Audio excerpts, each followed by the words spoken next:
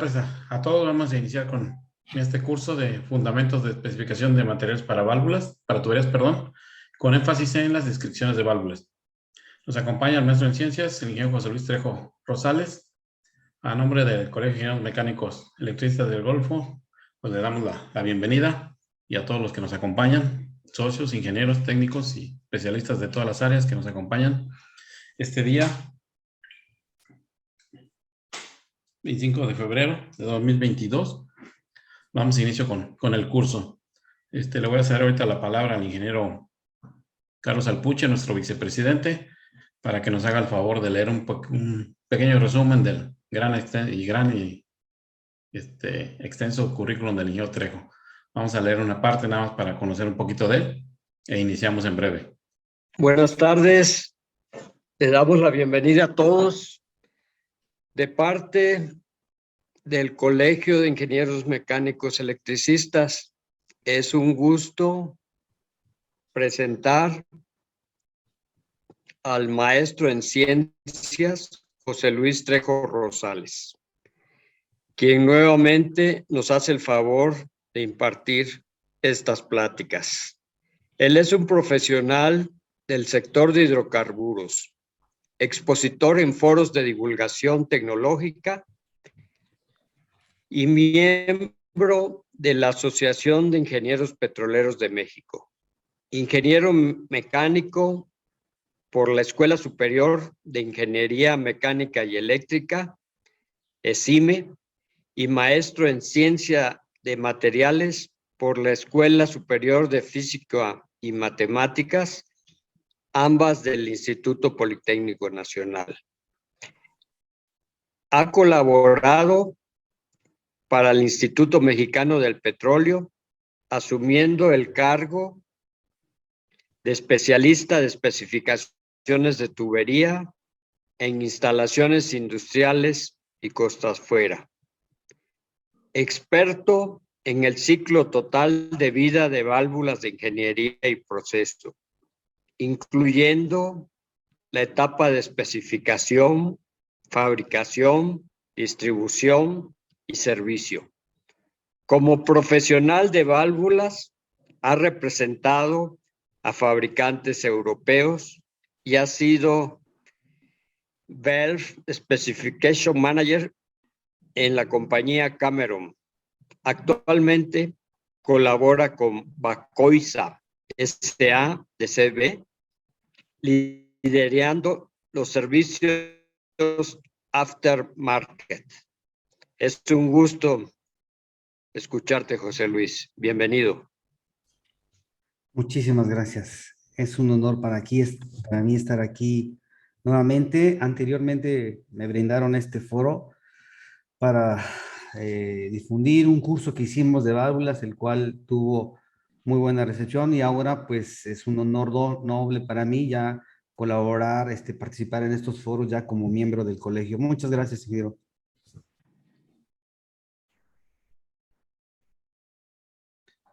Bien, pues tras esa introducción que agradezco, pues empecemos esta presentación. Básicamente en los preliminares, antes de arrancar, platicaba yo con el ingeniero José Luis Hernández. Una disculpa, estábamos afinando el detalle de la presentación, aquí ya se puede apreciar. Y decíamos que en los preliminares de esta presentación platicaba con el ingeniero José Luis Hernández de la importancia que tiene la especialidad de ingeniería de tuberías, y cómo es una especialidad que no se da típicamente en la academia, en las universidades. Por ejemplo, comentábamos, y esto es parte de los preliminares antes de arrancar, que, por ejemplo, en Estados Unidos de Norteamérica sí se encuentra esta especialidad de ingeniería de tuberías, pero más bien enfocado al análisis de flexibilidad. En cambio, en nuestro país, esa especialidad no se da en las aulas. Entonces, ahí hay una ventana de oportunidad muy interesante para los profesionales que quieran seguir esa disciplina, ya que el ingeniero de tuberías, en un contexto como el nuestro, es un personaje que está dotado de conocimientos, no solo de diseño, manejan plataformas tridimensionales de dibujo, saben isométricos, lectura de planos, sino también de aspectos de materiales, de normatividad, de distribución de los equipos, de redes contra incendio, es toda una especialidad. Entonces vimos que se nos ocurrió la idea de presentarles este contenido el día de hoy para ver qué tanto interés puede haber entre los participantes, que agradecemos mucho que estén atendiendo esta charla. Durará 45 minutos y 15 más para preguntas y respuestas si las hubiera. Y que si esto vemos que es propicio para la comunidad que nos acompaña, podríamos ya elaborar un curso más completo donde abarquemos cálculo de espesores, aspectos de tolerancias de corrosión y todo lo que, y por mencionar algunas temas que van asociados a la especificación de materiales para tuberías. Pero dicho esto, a manera de preámbulo, propiamente comencemos. Para todos los que están involucrados en las actividades de la industria petrolera, es interesante saber, incluso... Ahí ya, listo, ya quedó.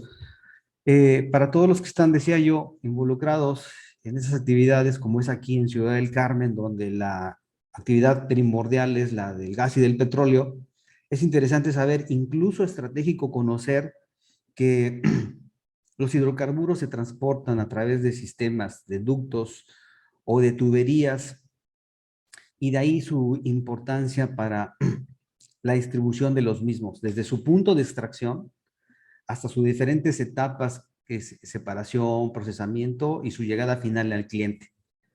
En ese sentido, la presentación de hoy, como vemos en este temario, abordará el tema de las tuberías, los fundamentos, las bases sobre lo cual esto se implementa, inspirados en un estándar internacional que es el ISO 13703, para los que no lo conocen, que habla precisamente de aspectos de diseño de sistemas de tuberías en plataformas de producción. Entonces es muy afín para para una locación como Ciudad del Carmen, desde donde estamos ahorita compartiendo con ustedes esta presentación. También revisaremos algunos elementos como qué es una especificación de materiales, pondremos algunos ejemplos, haremos un énfasis breve pero concreto en qué implica elaborar las descripciones técnicas de los materiales y cómo se redactan para fines de, no solo de ingeniería, sino incluso para fines ya comerciales cuando sale un RFQ o lo que se conoce como un documento previo a la cotización, cuando se le pide a un fabricante, oye, cotízame esto. Hay unas reglas establecidas para que la filosofía de elaboración de esas descripciones sea legible y no propicie divergencias técnicas.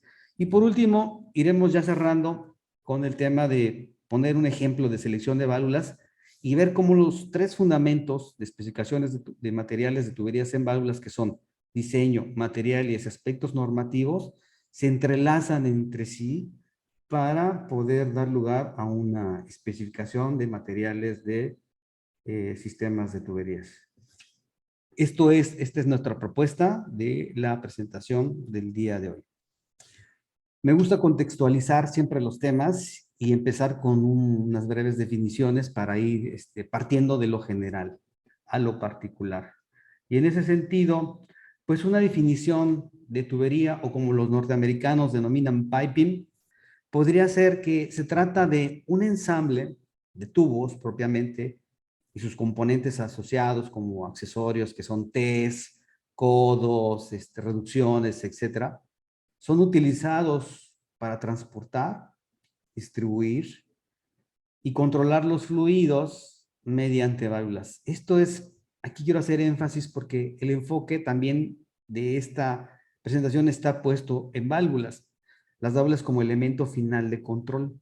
Pero básicamente una tubería se puede concebir como eso, como un ensamble de componentes donde hay válvulas y todo eso colabora y contribuye al transporte y distribución de hidrocarburos en una industria como la que se atiende aquí en Pemex en Ciudad del Carmen.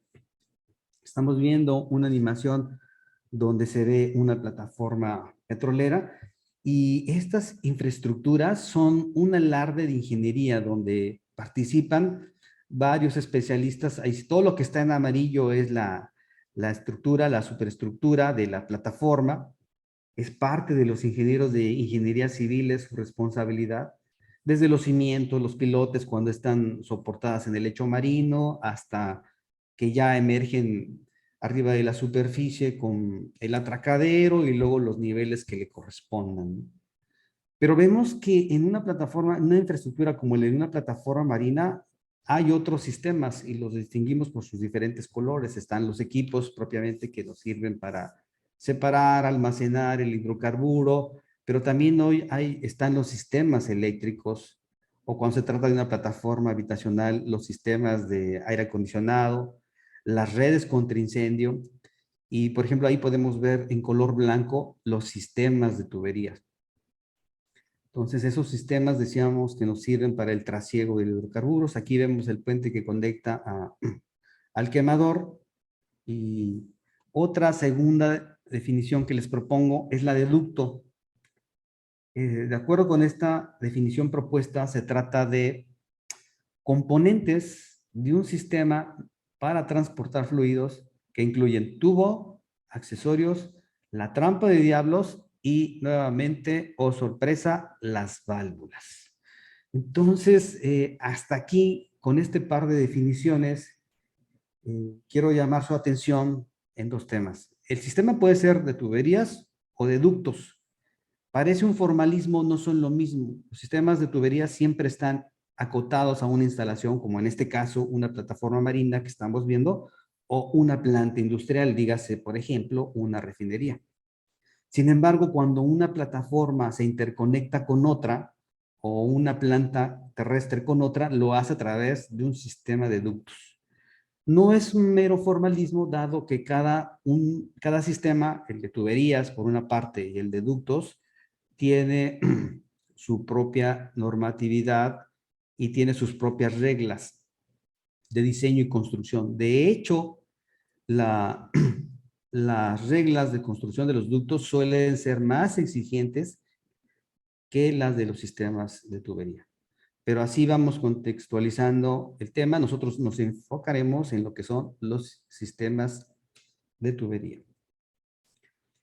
Y esta presentación está inspirada, les decía yo, en la especificación internacional 13703. Esta especificación, este estándar, perdón, es un estándar muy interesante para los que están involucrados en las actividades petroleras, particularmente las de costa afuera, porque tiene un contenido bastante sólido, bastante documentado, bastante nutrido sobre las cosas que hay que conocer para el diseño de los sistemas de tubería. Entonces, este documento, aquí transcribo una traducción, no es una traducción exacta, es una traducción que yo propongo para respetar los derechos de autor del documento, no lo copio tal cual, pero aquí está la referencia. Ustedes en su academia, en las entidades de ingeniería donde colaboran, pueden ir a ver el documento, a las fuentes, y ver que dentro de su alcance nos dice que este estándar especifica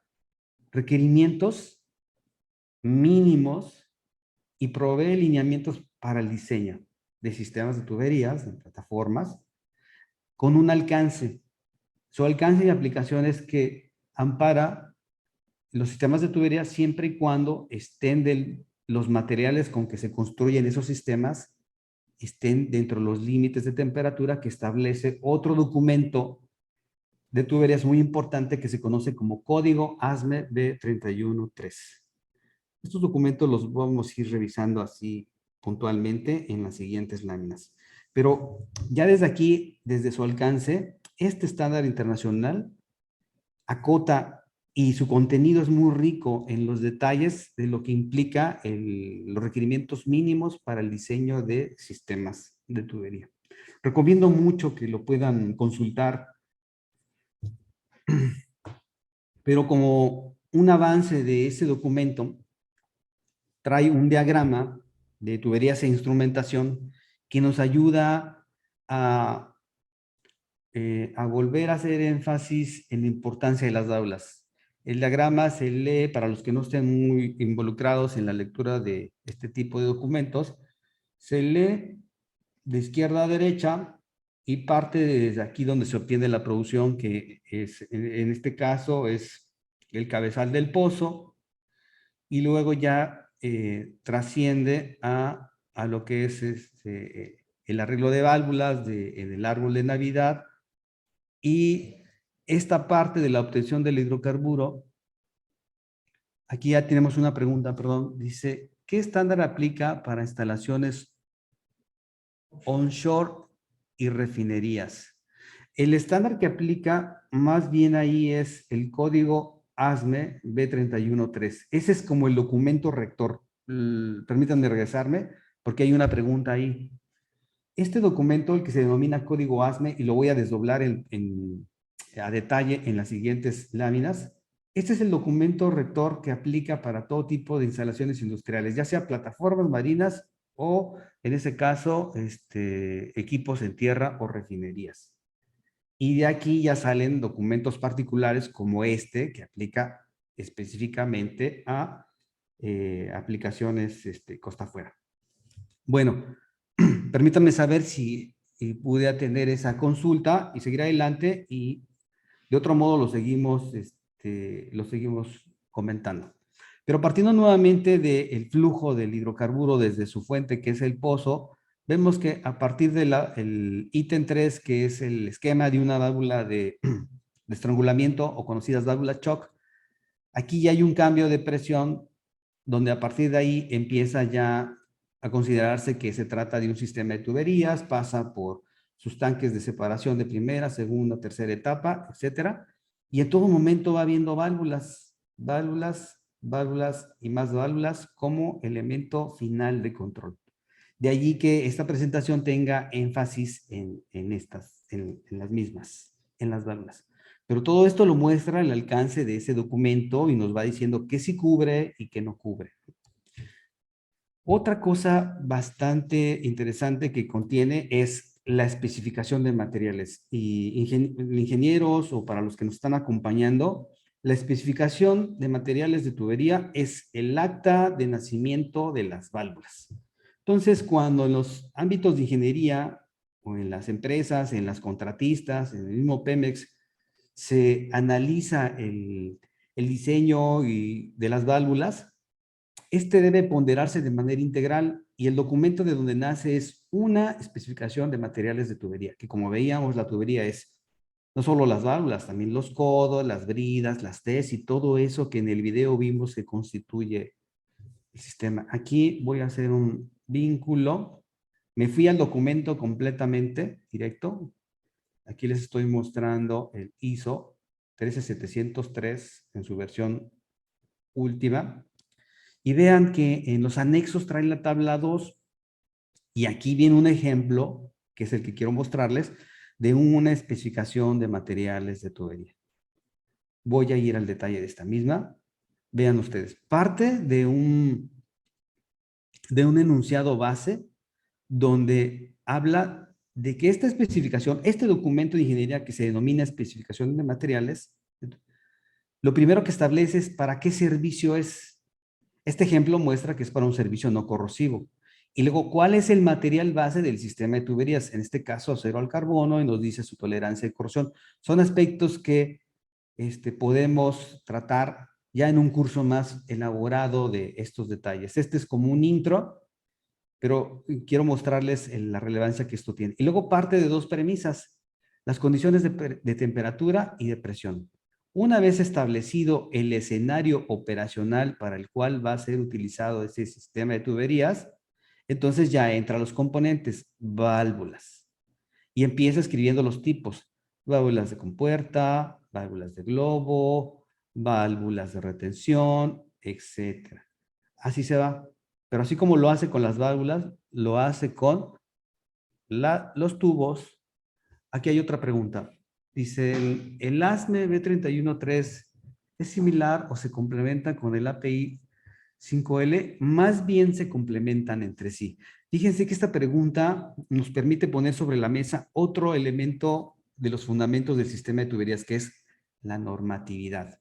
Esos dos documentos se complementan entre sí, y cuando uno lee el código ASME B313 y se remite a los materiales de la tubería, nos manda al API 5L.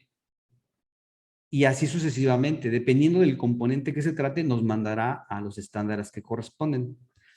Pero volviendo nuevamente a lo que explicábamos, esta especificación trata del tubo, los accesorios, las conexiones reforzadas, las bridas y todos los componentes que veíamos que en la definición constituyen un sistema de tuberías. Nos establece el rango de diámetros, que es el tamaño de los componentes, para los que no están muy familiarizados con ello, desde media pulgada hasta 18 pulgadas, pasando por 2 pulgadas, 4, 6, etc. Y una vez que establece el componente y sus diámetros, se va a decirnos de qué material está fabricado. En este caso, el tubo será fabricado bajo un acero al carbono en una especificación que en ingeniería se conoce como ACTM 106. Se trata de un acero al carbono de tamaño de grano fino y que por tanto se traduce en propiedades mecánicas resistentes, pero también dúctiles, y nos da su espesor, si el tubo es con costura, sin costura, en este caso es sin costura, y sus tipos de extremos, extremos planos, extremos biselados, y así nos va definiendo cada uno de los componentes como los accesorios, las T, los codos, las bridas, y decíamos acá adelante, termino de mostrar el ejemplo para volver a la presentación, las válvulas. Entonces, ingenieros, hasta este punto, una idea muy clara que queremos compartirles es, cuando se trata de válvulas, hay que irnos y verlas en todo su contexto para ponderarlas. Y el documento base es una especificación de materiales de tuberías. Ahí nace, decíamos que es su acta de nacimiento. Desde el punto de vista de ingeniería, no tiene sentido hablar de válvulas sin el origen de dónde sale, y el origen es este. Entonces, así seguimos avanzando en lo que vamos comentando ahora. Luego, se empieza a poner más interesante porque para redactar esos documentos de ingeniería, hay algunas cuantas reglas elementales. Y en este caso las resumí para ustedes de la siguiente manera. Los lineamientos que hay que seguir para una especificación es que se debe describir el componente del que se trate, válvula, codo, T, brida, el que sea, con los datos mínimos e indispensables, porque luego se construyen especificaciones monstruosas o muy elaboradas que en lugar de definir, confunden. Luego, después de eso se deben indicar los aspectos de fabricación o de diseño, pero en base a documentos normativos, llámese el ASME, los documentos de ASME, el American Petroleum Institute o los que apliquen. Vean cómo los fundamentos del sistema de tubería se basan en diseño, pero en base a una normatividad. Más aún, también se deben indicar aspectos de materiales. Eso se construye con materiales. Acá mencionar, ingenieros, que para la industria de costa afuera, el material base o el caballito de batalla es el acero, el carbón. Es esa aleación. Hay aplicaciones ya en un porcentaje menor que requieren otro tipo de aleaciones como los inoxidables o aleaciones más sofisticadas, pero el 95% de las aplicaciones en sistemas de tuberías costa afuera se resuelve con acero al carbono en diferentes grados y en diferentes especificaciones. Entonces, se indica el material y luego en base a los documentos normativos. Déjenme ver si hay más preguntas. Parece que por el momento no. Y pues debe evitarse incluir datos redundantes, y voy a mostrar un ejemplo de ello. De suerte que, en resumen, para transcribir o redactar una descripción de un componente, aquí están 7 elementos a considerar. El primero, decir de qué componente se trata. Tubo, o en este caso, una brida o una válvula, etcétera. Luego sus dimensiones o tamaño, que se traduce en un diámetro. Y luego su resistencia, su capacidad de resistencia, que se traduce, si es tubo, en un espesor. Si es una brida, en una clase de presión. Luego, también hay que hablar, en el punto número 4, de los medios de interconexión. ¿Cómo se conecta ese componente en el sistema? En el caso de una válvula, se conecta a través de extremos que pueden ser tipo bridados, carga alzada, tipo RTJ. Para los que no estén muy familiarizados con estos términos, si recién se van involucrando, aquí les pongo unos esquemas bastante básicos y consideren que esta presentación se las podemos compartir a través del colegio para que vayan teniendo alguna referencia. Se establece cómo se interconecta ese componente, luego se dice el material base, bajo qué estándares de fabricación y de prueba, y si hay algún requerimiento especial, se dice.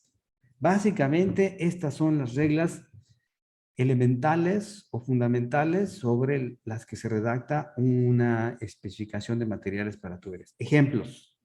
Aquí vamos. Si se trata de una tubería y siguiendo la lógica de la sintaxis que hablamos, bueno, vamos a decir que el componente es un tubo. Luego que decir si es con costura o sin costura. En este caso es con costura. Quiere decir que está hecho de una forma que no fue soldado, que es una pieza una sólida, única, sin juntas soldadas. Que sus extremos son planos, como en este ejemplo, que su tamaño o sus dimensiones es para un diámetro de 20 pulgadas, de un espesor de 3/4 de pulgada, que el material base es acero al carbono y está consolidada bajo la especificación API 5L, que es la que preguntaban ahí en el chat, que si el ASME B31.3 es similar o se complementa con el API 5L. Y vean, todo esto que dijimos acá, que son tubos, sin costura, extremos planos, se consolida con una norma, con un estándar. Así es, para que haya trazabilidad y haya consistencia técnica. Otro ejemplo. Y en cualquier momento, por favor, nos dejan saber sus preguntas y comentarios. Ahora pasemos a las bridas. Aquí les pongo algunas imágenes de las mismas cuando están sueltas, que no están montadas en el sistema para que las vayan visualizando. El componente. ¿Qué nos decían las reglas de sintaxis? Primero, dinos cuál es el componente. Se trata de una brida cuyo soldable. ¿Qué capacidad? Clase 150. Aquí se me fue por la premura en la presentación, me faltó poner una S. ¿Qué tipo de cara es el extremo? Pues que realzada. El material base, se trata de acero al carbono forjado bajo la especificación ACTM A105. Y así, su espesor, de acuerdo a qué estándar de diseño, y si hay requisitos especiales, en este caso sí lo hay, debe cumplir con el documento llamado NACE o su equivalente ISO para aplicaciones de ambiente amargo donde un componente está sometido a presión. Se dice su última edición, y aquí ya viene el ejemplo que les ponía, que no hay que ser redundantes. Cuando alguien cita un documento, sobre todo los que son estándares internacionales ISO, basta que después del número del documento se pongan 2 puntos y el año. Esto ya que siempre para ISO estándar, el año de la última edición es el que manda, los demás ya no cuentan. Pero es muy común que en ingeniería pongan última edición, esto ya es redundante. Y esto en lugar de ayudar confunde. Si es ISO, se pone el año de la que es la última edición y es lo único que cuenta. Aquí a propósito, entre comillas, puse ese tipo de redundancias. Ahora pasemos a una válvula. Por ejemplo, decimos, esta es una válvula, para los que no están muy familiarizados con ellos, una válvula de bola, cuerpo integral soldado, con su operador de engranes. Pero leamos la descripción y veamos cómo se apega a las reglas de la sintaxis que propusimos en láminas previas. Se trata de una válvula de bola tipo trunnion. Ok, ya dijo el componente. Luego su capacidad, es clase 600. ¿Qué tipo de extremos? Bridados cada realzada. Luego dice esta descripción, montada sobre muñón. Esto ya es redundante. Si es tipo trunnion, es montada sobre muñón. Esto para los que apenas se están involucrando, es una forma de decir lo mismo, pero luego resulta que aún sabiéndolo, se repite y esto en lugar de ayudar, confunde. El material base, acero al carbón forjado 350 grado LF2, y así sus componentes internos. ¿De qué material es la bola? ¿De qué material? Si tiene algún recubrimiento, ¿de qué material son los sellos del asiento? Y otras cualidades. Si tiene requisitos especiales, sí, operada con engranes desde 6 pulgadas a 36. Aquí está su cajita de engranes para que alguien venga aquí manualmente, mueva el volante y entonces la válvula por dentro empiece a abrir o cerrar. Entonces vean hasta aquí cómo se cumplen esas premisas que les explicábamos, pero En este punto, miren, aquí hay otra pregunta, vamos a leerla. Dice, el mismo estándar ISO me dice hasta qué diámetro debe cumplir cierto rating, asimismo como el tipo de cara de la brida. Sí, al menos es el estándar del que les he propuesto, en el que está inspirada esta presentación, que es el ISO 13703, sí dice ese detalle, es de ahí que es interesante. Y en el ejemplo de la especificación que revisábamos, permítanme regresarme unas láminas atrás, aquí lo establece. Me dice hasta qué diámetro debo cumplir el rating. Sí, por ejemplo, aquí veamos, me voy otra vez a la especificación, al documento original, me voy a ir a las bridas y aquí nos dice el rating viene de acá arriba. Aquí están bridas que tiene que ver con la pregunta que hacían, pero el rating viene desde acá, desde el encabezado, condiciones de presión y temperatura. Ya con esto uno se va al estándar ASME B165 y allí encuentra uno todos los ratings que aplican. En este caso, de este ejemplo, se trata para una especificación de clase 150. A eso se refieren con rating o capacidad de resistencia de las bridas. Clase 150. Entonces, ahí está y dice la pregunta, asimismo con el tipo de cara de la brida. Sí, sí lo dice. Qué buena pregunta, vean, por lo que nos ayuda a contextualizar. Aquí está la brida, arriba vimos su clase, en qué diámetros, y nos dice clase ASME 150, cara realzada. Esta pregunta, para los participantes que nos acompañan, permítanme salirme y regresarme a la presentación, tiene que ver con estos tipos de interconexión. Estas son las bridas y hay diferentes tipos de caras de las mismas. Entonces, sí, la respuesta a esa pregunta, ese mismo, el ISO del que estamos hablando, indica ese tipo de detalles. De ahí la importancia de irnos a los documentos fuente. Pero, como pudieron apreciar hasta este punto, quizás, es un entramado de documentos muy complejo, porque una especificación nos remite a un estándar, nos remite a otros documentos, y desde el punto de vista de las normas que se deben revisar, aquí les traigo algunas aclaraciones.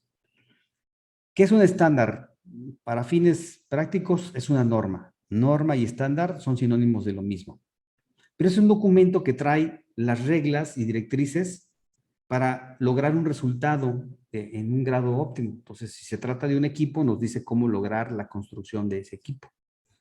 Y hay varios ejemplos como el ISO estándar. Pero no todo en el ámbito de ingeniería son estándares, también hay especificaciones. La diferencia entre un estándar y una especificación es que la especificación ya es el segundo grado de nivel de un documento normativo. Trae más detalles, como composición química, pruebas no destructivas, propiedades mecánicas. Algunos ejemplos son las especificaciones de la Asociación de Ingenieros Americanos en Materiales y Pruebas, ACTM. Como ven, es un entramado de muchos documentos, pero no todos son ni estándares ni especificaciones, también hay códigos. ¿Qué es un código? Que es un documentazo que tenía que ver con otra pregunta que hicieron allá arriba. Un código es, en este caso, es un documento muy específico que tiene un alcance incluso legal. Voy a ponerles un ejemplo burdo. ¿Qué es un código de construcción? Cuando alguien construye una plataforma marina, por ejemplo, lo hace bajo un código de construcción y entonces sigue las directrices de ese documento. Si llegara a haber una eventualidad, un siniestro, y se hace el análisis causa-raíz y se determina que siguió las reglas del código, pues ya no habrá implicaciones legales. Pero si no, sí puede haber ahí un problema de obligaciones legales muy fuertes. Entonces, un código es un documento de avanzada y en el caso de las tuberías, una plataforma marina, el que rige es el código ASME B313, que habla sobre el diseño de las mismas. Pero también hay códigos de construcción para ductos.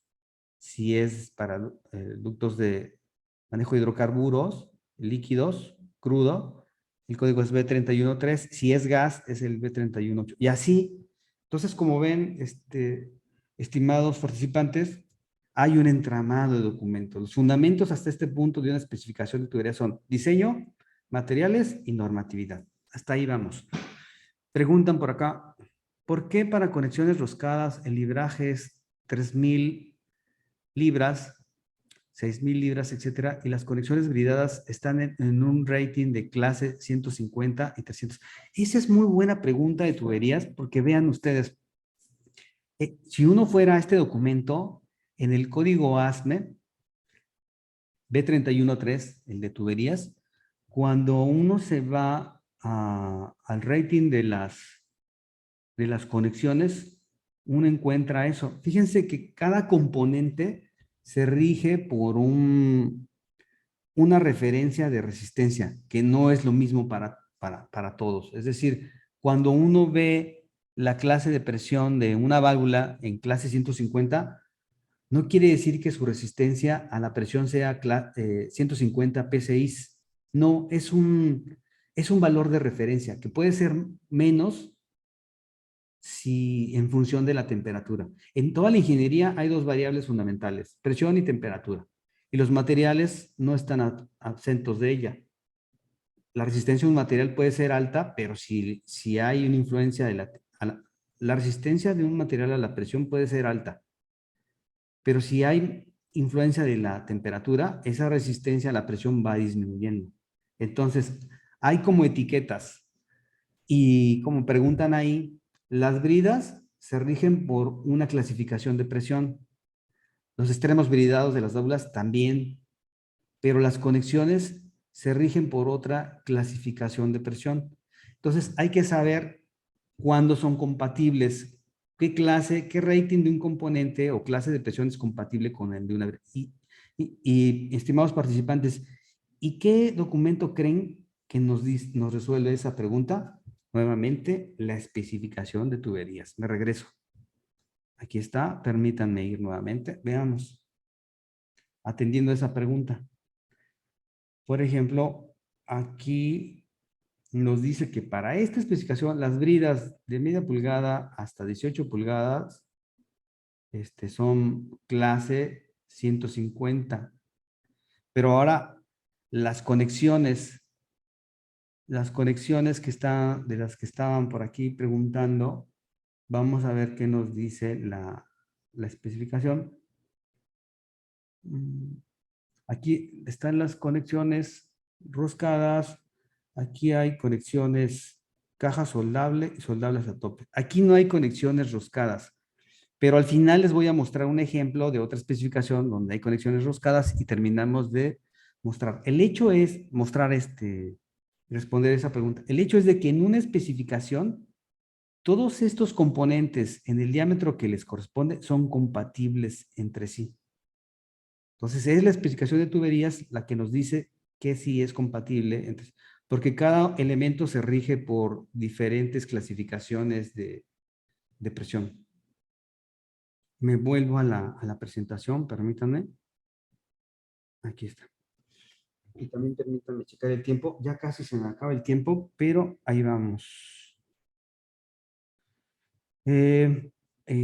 Para terminar con la normatividad, hay otros documentos que se llaman requerimientos de material, como los emitidos por la Asociación Nacional de Ingenieros de Corrosión. Algunos se enfocan en ambientes de ácidos del acero, en ácido sulfídrico, pero también lo hay para ambientes en cloro, etcétera, hidrógeno. Hay otros documentos que se llaman prácticas recomendadas. Entonces, como ven, todos estos documentos forman parte de una especificación de tuberías y forman y constituyen los fundamentos. Ya para ir cerrando el tema y no pasarme de tiempo, vean, este estándar internacional en el que está inspirada la presentación, en su sección 3 trae selección de válvulas y trae unos aspectos bastante interesantes de que se deben considerar de ventajas y desventajas de cada tipo de válvula. Y habla de las válvulas de bola, de compuerta, macho, mariposa, globo, diafragma, aguja. Lo que hay que saber de válvulas de todo tipo para plataformas está aquí. Y también nos menciona que es una práctica, esta práctica recomendada trae recomendaciones particulares que se salen del alcance de esta presentación, pero si va surgiendo más interés, podemos, a partir de esta presentación, elaborar ya un curso más completo que trate todos estos temas. Al final resalté en rojo que dice, las aulas deben cumplir con estándares nacionales e internacionales. Ojo con los catálogos, apreciable audiencia, los catálogos no son normas. Los catálogos de los fabricantes son documentos comerciales y eso no tienen trazabilidad. El fabricante los puede editar cuantas veces les dé la gana y casi siempre tienen fines comerciales. Entonces, para efectos de ingeniería, siempre ríjanse por las normas. Por eso termina aquí diciendo que las aulas deben cumplir con estándares nacionales e internacionales. Ahora veamos cómo es una selección de las normas, las válvulas, en base a los aspectos de diseño y materiales. Agarremos el ejemplo de la selección de válvulas de tipo retención. Hay de varios subtipos, a su vez. Y la primera pregunta que uno se debe hacer es, ¿cuál es la aplicación de las válvulas? ¿Es en ducto o no es en un ducto? Porque eso manda, si es en ducto, qué tipo de válvula debe ser con respecto a otros tipos que están disponibles. Y si es un inducto, la otra pregunta que un algoritmo nos haría es, ¿para paso de diablos? Porque eso también nos dice el diseño de esa válvula que se debe utilizar. Si no es para un ducto, vean, las posibilidades de los tipos de válvulas se amplían a otras opciones. La tipo columpio, la de disco bipartido, la de flujo axial. Entonces el algoritmo luego nos sigue preguntando, ¿la válvula va a ir en instalación vertical? ¿Sí? Dependiendo de la respuesta, si la respuesta es sí, entonces la válvula de retención solo pueden ser de estos dos tipos que son asistidas con resorte para no verse afectadas por la influencia de la gravedad. Y así, por descarte, va guiando cuál es la selección de la válvula adecuada.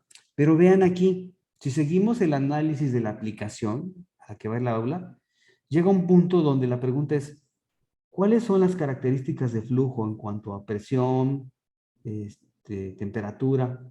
Porque el flujo, como vemos en este esquema de la tubería, se ve afectado por los cambios de dirección, por las expansiones y las obstrucciones, y por tanto, eso también incide en las distancias que se deben de dejar en la tubería antes de la válvula. Lo que quiero mostrar con esto es de que si de algo se ve directamente influenciado una válvula, es del resto del ducto. Entonces las válvulas deben mirarse de manera integral, como parte de un sistema. Y ese sistema es el ducto o la tubería. Apreciables participantes, decirles que hace poco sentido técnico o nada de sentido técnico hablar de válvulas de manera aislada. Y es curioso que cuando los fabricantes van a las presentaciones, hablan maravillas de las válvulas. Obviamente lo hacen por fines comerciales, pero no tiene sentido tecnológico hablar de válvulas sin un escenario operacional por esto que estamos viendo ahora. Entonces, cuando se pondera una válvula, que es parte de un sistema de tuberías, debe hacerse en su ecosistema. Y ese ecosistema es el sistema de tuberías. Luego, si seguimos en las preguntas, llega uno a una parte más complicada, que es la de la selección de los materiales. Porque allí hay que definir si se trata de materiales metálicos, si el servicio es amargo o no amargo. ¿Qué quiere decir esto? Que si el servicio es altamente corrosivo o no lo es tanto. Si es muy corrosivo, los materiales deben ser resistentes a esa severidad de la corrosión. Si no es muy corrosivo, los materiales pueden ser más estándar o más comunes. Pero también hay partes no metálicas. En el sistema de tuberías están los empaques con que se unen las bridas. Ese empaque no es metálico. También los internos de las válvulas no son metálicos. Y dependiendo del fluido, es el tipo de material que se va teniendo. Pero vean, no todos son malas noticias. Y la buena noticia es de que este estándar en el que está inspirada esta presentación también nos da la pauta en cuanto a los aspectos de materiales, particularmente para válvulas. Y nos dice, materiales para válvulas.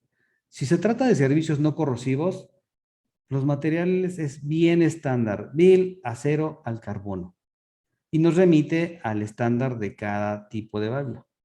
Si se trata de materiales plásticos, como los insertos, pues nada más recomienda acá que deben ser cuidadosamente seleccionados y ser compatibles con el fluido. Esto, ingenieros, lo puse en rojo porque es oro molido. Cuando en las presentaciones alguien pregunta, oigan, ¿y su fabricante no tiene un algoritmo que nos ayude a seleccionar válvulas? La respuesta es, no se preocupen, ingenieros, todos los materiales deben ser compatibles con el fluido que va a manejar, con la presión y la temperatura. Eso es todo. Por eso lo resalto y por eso está esta imagen diciendo, miren, así se resuelve.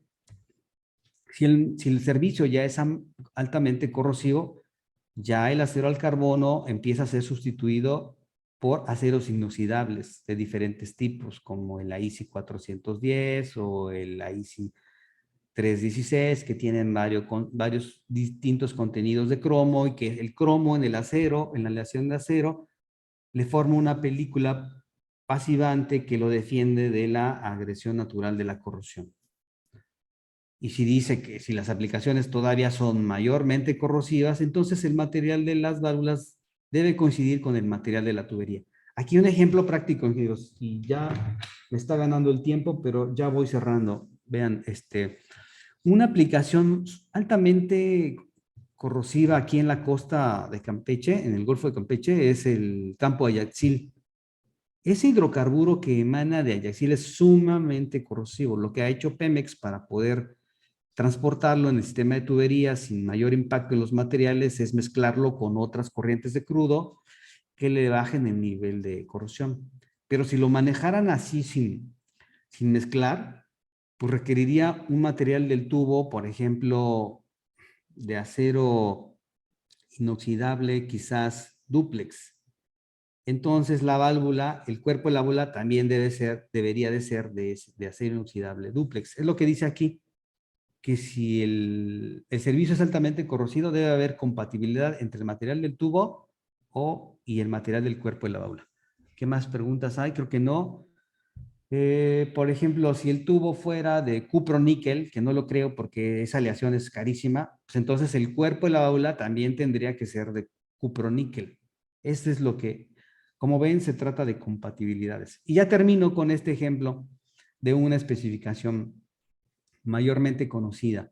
Esta es una especificación de una norma que ya es extinta, una norma de Pemex que se llamaba NRF del 2005. Entonces ya la puedo divulgar con ustedes sin que yo tenga una restricción por parte de Pemex, porque los documentos son propiamente de Pemex, pero este ya es extinto y ya es de difusión pública, ¿no? Vean el ejemplo. Es una especificación que se llama A51A. También hay unas reglas para nombrarlas, que no voy a mencionar ahora. Nos dice que la resistencia de esta especificación es clase 150 para abridas cada realzada. El material base es acero al carbono. ¿Ven cómo se van uniendo las premisas fundamentales de que hablábamos? Y luego nos dice las condiciones de temperatura y presión. Y nos dice el servicio. Esta especificación, como traje a la medida, sí o sí solo es para manejo de gas, bueno, para manejo de hidrocarburo amargo, también para manejo de diésel, gas amargo, crudo, mezcla, etc. Entonces, ya una vez que pone las reglas del juego, ya viene el desdoble de los materiales y empezamos con, primero, el tubo. Y nos dice cuál es el material base, dependiendo del diámetro, qué espesor. Ven aquí la sintaxis de la que hablamos, está traducida. Pero veamos ya un ejemplo particular, directo de esta norma. Y quiero aquí ya para despedirme, porque el tiempo ya me ganó, mostrar el detalle de esta especificación. Me fui al documento original. Esto ya lo pueden descargar ahí de la web. Vean. Una vez que en base al material de acero al carbono de la tubería, las condiciones de operación, presión, temperatura y el servicio, una vez que está definido todo esto, se empiezan a definir los diferentes componentes. Tubería, bridas. Si la brida es de qué tipo, aquí está el material base, su resistencia, sus diámetros. Si son conexiones, por ejemplo, en este caso, una T nos dice el tipo de componente que se trata, el material base, su resistencia, y así nos va dando cada uno de los elementos. Ya vimos la tubería, ya vimos las conexiones. Ah, miren, aquí está el empaque. Este empaque que es el material que va entre dos bridas para hacer la conexión y un sello hermético ahí. Este no es metálico, este es de grafito puro laminado, flexible, y sí tiene un refuerzo de acero inoxidable. Nos da el espesor y los otros detalles. Con estas descripciones que ven aquí ya se puede elaborar un documento para hacer la compra de los mismos. Los espárragos, las tuercas y así.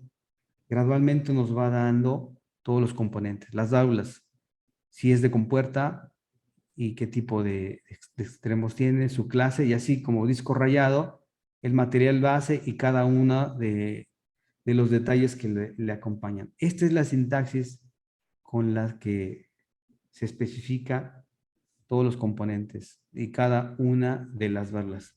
Termino con esto. Fue una revisión así muy general, pero termino con esto diciendo que las especificaciones de materiales para tuberías que revisamos en esta sesión se basan aquí, en plataformas marinas, pero también hay que mirar, como decía en la pregunta, qué tipo de documento aplica para refinería, para cada uno de los segmentos de la industria petrolera, si es costa afuera, si es terrestre, si es producción, si es refinación, hay documentos que rigen el diseño de esos sistemas de tuberías y por tanto la selección de válvulas. Mi recomendación final es de que como cada segmento de la industria tiene sus propios estándares, se respete los estándares de cada segmento. Porque luego se utilizan estándares del segmento terrestre para el de costa afuera o el segmento de refinación para el de producción y no siempre son compatibles. Hay que ser muy cuidadosos con esto. Por último, los dejo con esta reflexión para hacer una pausa. Con esto termino y escucho sus preguntas y sus comentarios. Por último, en tanto no se invente la teletransportación, los hidrocarburos tendrán que ser transportados sí o sí en sistemas de tuberías y ahí habrá válvulas. Y ahí habrá que poner en juego estos fundamentos de los que hablamos ahora, que es aspectos de diseño, aspectos de materiales y la normatividad asociada. Hasta aquí termino con esta breve exposición y hago una pausa para escuchar sus preguntas y comentarios. Muchísimas gracias.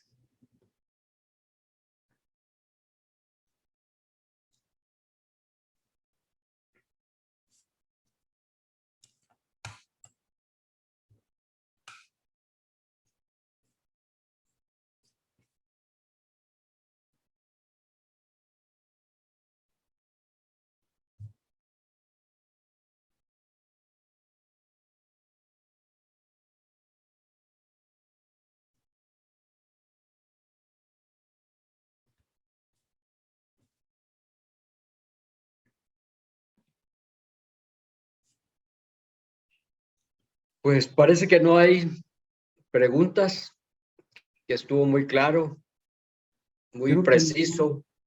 que no hay preguntas. Sin embargo, ingeniero, aprovechando que no hubo preguntas, quiero regresarme a una consulta que se hizo ahí para mostrar el caso. Aún no me quedó claro en la siguiente. Adelante, adelante. Claro que sí. Gracias. Dice, aún no me quedó claro la siguiente pregunta que tengo. ¿Por qué las conexiones roscadas, el libraje de 3000, 6000, etcétera, y las conexiones vidadas están en un rating distinto?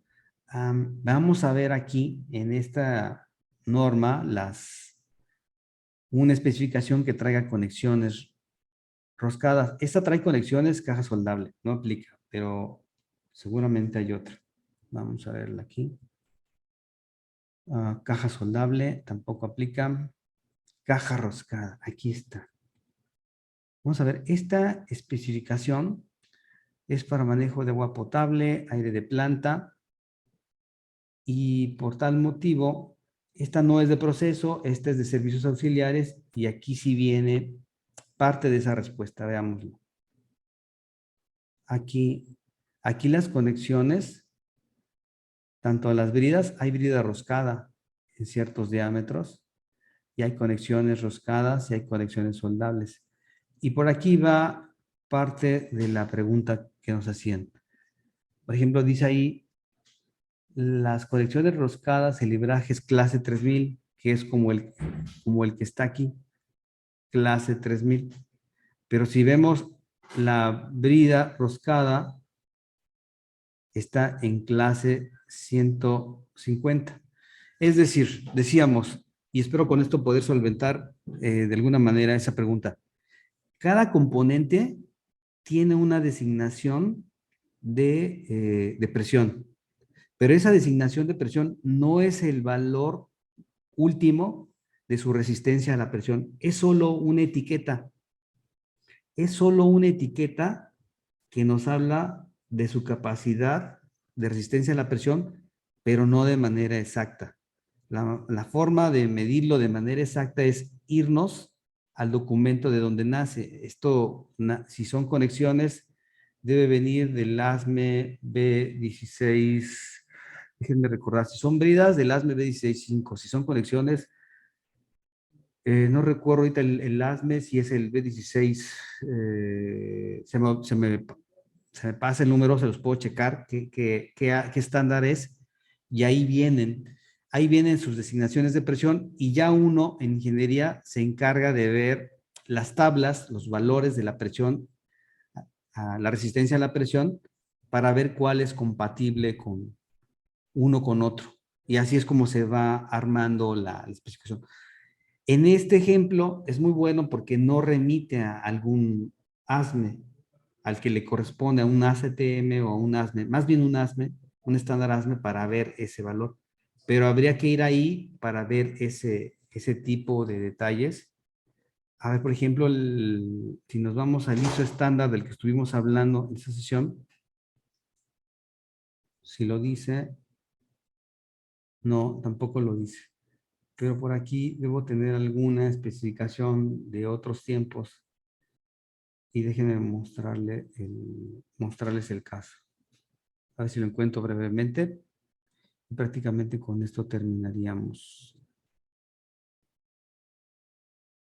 Un momento, la estoy buscando. Este es un ejemplo de especificación.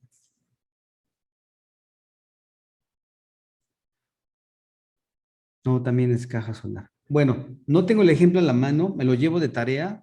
Por favor, mándenos su correo para regresar, y con el detalle ya particular de mostrar cómo la especificación se basa en otros documentos, y en esos otros documentos ya da el detalle de la resistencia a la presión de cada uno de los componentes. Pero en resumen, no todos los componentes se rigen bajo la misma designación de presión, ¿no? Va cambiando la designación de presión de componente a componente. Y luego ya el detalle de la resistencia final a la presión, hay que irnos al documento, al estándar que ampara ese accesorio, ya sea un codo, una brida, y ahí leemos el detalle final. Acéptenlo de manera preliminar, mándenos su correo para buscarle ese detalle y ponerle ahí la referencia particular de dónde sale. Pues esa sería la pregunta que está por ahí pendiente.